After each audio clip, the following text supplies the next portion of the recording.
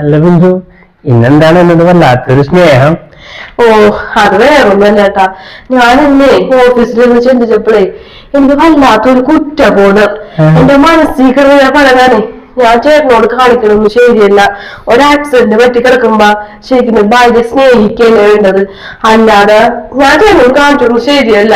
അപ്പൊ എന്റെ മനസ്സിൽ വല്ലാത്തൊരു കുറ്റബോധം. ഞാൻ അതൊക്കെ കൊണ്ടാണ് ഇതൊക്കെ തന്നെ മേടിച്ചോണ്ട് വന്നത്. അല്ല ബിന്ദു, ബിന്ദുവിനെ വക്കീല് വിളിച്ചിട്ടുണ്ടായിരുന്നല്ലേ?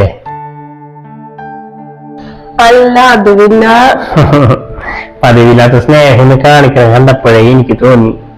എന്നെ വിളിച്ചു കഴിഞ്ഞിട്ടാണ് നിന്നെ വക്കീല് വിളിച്ചത്. 55 ലക്ഷം രൂപ കിട്ടണം പറഞ്ഞപ്പോഴേക്കും ഫ്ലൈറ്റ് നീ എന്നെ കമത്തിയല്ലേ?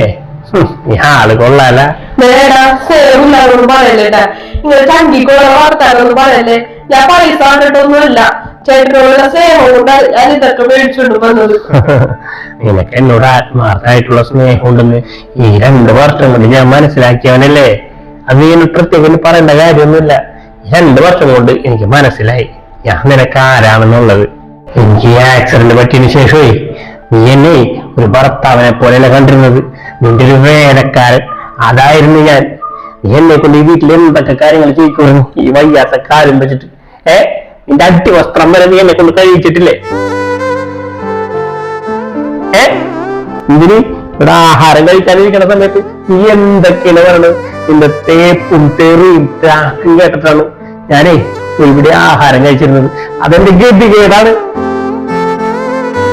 ഇപ്പൊ എല്ലാം കഴിഞ്ഞ് 55 ലക്ഷം രൂപ കേസിന്റെ വിധി വന്നെന്ന് പറഞ്ഞപ്പോ 2 ഷർട്ടും കാഷ്നട്ടും ബദാമും കൊണ്ട് വന്നാക്കിയും സ്നേഹം കാണിക്കാൻ ചേട്ടന്റെ ആരോഗ്യം നോക്കാൻ നാണാവൂലത്.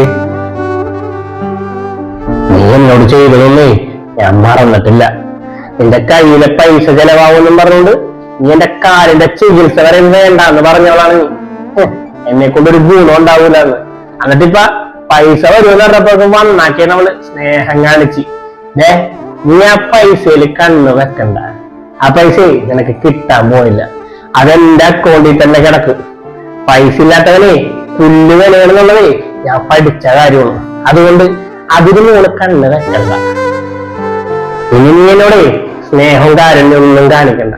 ഇത്ര നാളെ നീ എന്നോട് എങ്ങനെയാണ് പെരുമാറുന്നത് അതുപോലെ തന്നെ പെരുമാറിയാൽ മതി. നിന്റെ സ്നേഹമൊക്കെ ഞാൻ ആഗ്രഹിച്ചിരുന്നു, മനസ്സിലായ? പക്ഷേ ആ സമയത്തൊന്നും കിട്ടിയില്ല. ആ സമയത്ത് ഞാൻ ആട്ടിയാ ഗട്ടിയാണ് വരുന്നത്. ഇനി നീ അതുപോലെ എന്നെ പെരുമാറിയാൽ മതി, മനസ്സിലായ?